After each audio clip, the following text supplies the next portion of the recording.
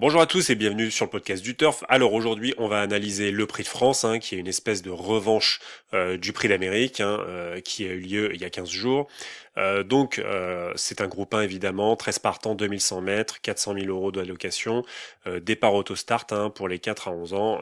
Donc on va regarder un petit peu tout ça. Donc je vais essayer de vous donner très rapidement des tickets avec les explications que j'ai pour vous donner un petit peu mon avis sur la course. Alors, pour moi, la base intégrale de cette course, évidemment, je pense que ça va être la base de toute la France, c'est Go and Boy, que vous allez pouvoir jouer ou en simple gagnant ou en simple placé, mais pour moi, c'est vraiment la base de la course. Très bon numéro, il a fini bon troisième, voilà, du Prix d'Amérique, je parle, et honnêtement, il mérite vraiment de gagner cette course, donc pour moi, c'est vraiment la base de la course. Ensuite, je mettrais en numéro 2, je mettrais le numéro 2 justement, Émeraude de Bec, qui, ok, le Prix d'Amérique, elle a fini un peu dans les limbes, mais c'était pas non plus horrible. Et surtout, je trouve que là, la course où elle a fini DAI, là, ici, là, cette course-là, là, où elle a même gêné pas mal de chevaux à la corde, elle avait fait un très très bel effort dans la montée, toute seule, comme une grande, et honnêtement, elle était bienvenue en plus enveloppée Hussard du Landré, et c'était vraiment un très très bel effort, donc je me dis qu'elle est vraiment en forme, et qu'avec ce numéro 2 en plus, parcours autostart, elle aime bien, donc moi je la vois bien dans un couplet ou dans un tiercé, donc je la mettrais en deuxième position. Ensuite, en troisième position, je mettrais le numéro 7, Banderasby, qui a un petit peu un numéro à l'extérieur, mais pas non plus, c'est pas non plus excessif. Avec Eric Raffin, je pense qu'il faut pas du tout se fier à ces résultats ici. Et sur le parcours, c'est quand même un des plus rapides avec Ampiam et DSM, puisqu'il a quand même couru, donc sur le parcours, vous le voyez, en octobre 2024, il a couru 9,6 en réduction kilométrique. Sur ce parcours, on voit que Don Fanucci Z a couru 10,5, que Hussard du Landré, lui, a couru 10,3, donc voilà, on est même Working Calcero 10,1, Justin Bold 10, et Hippopofor a couru 18. Donc, franchement, moi je le mettrais bien sûr au Banderasby numéro 7, pareil dans un couplet, dans un tiercé, dans un trio, je le mettrais bien en base de ce genre de ticket. Ensuite en 4, alors en 4 c'est très difficile parce que là à partir de 4-5 on va commencer à arriver parmi on va dire les outsiders, et honnêtement on pourrait tous les mettre quasiment, mais bon on va essayer de faire des choix. Je trouve qu'Inma Rosa elle mérite quand même enfin voilà, c'est une bonne petite jument de 7 ans qui mérite un petit peu plus, un meilleur classement que sa huitième et sa cinquième place, même si elle a couru comme le Prix d'Amérique, donc elle démérite pas, mais je trouve qu'elle mérite au moins d'arriver dans un quartet, dans un quintet, là, voire même dans un tiercé pour cette course. Elle a un bon numéro, elle est numéro 6, donc voilà, je trouve que faut pas l'écarter, faut pas forcément voir ces performances qu'il y a là, qui sont pas à mon avis à l'image de ce qu'elle peut donner dans cette course-là.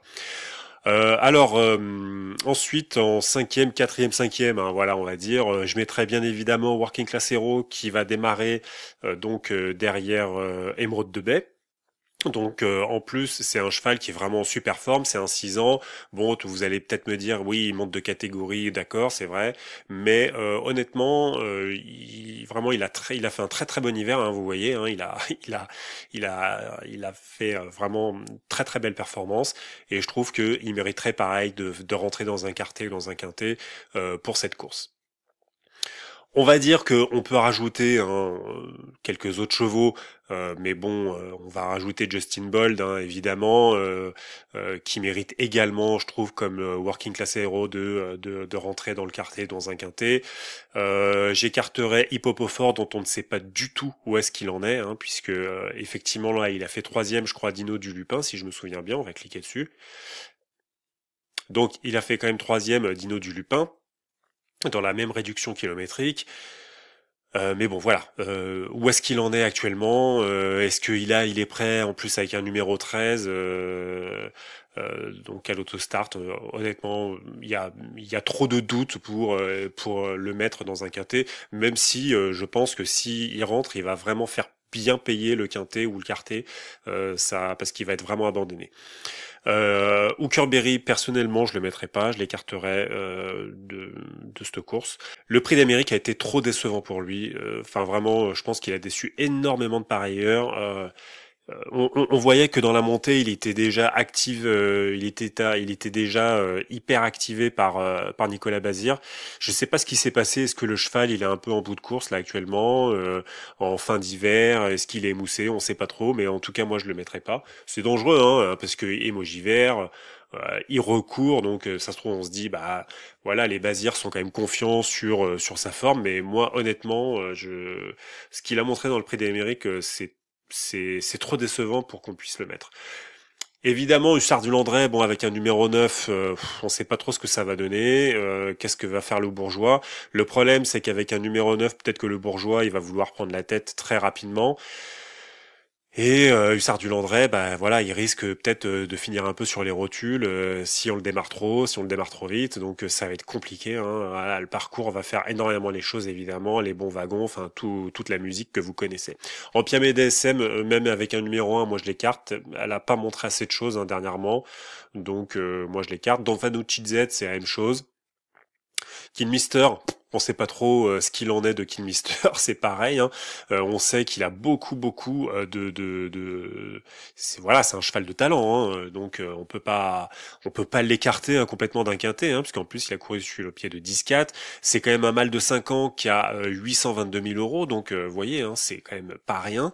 Euh, c'est le plus jeune hein, de la course, hein, tout simplement.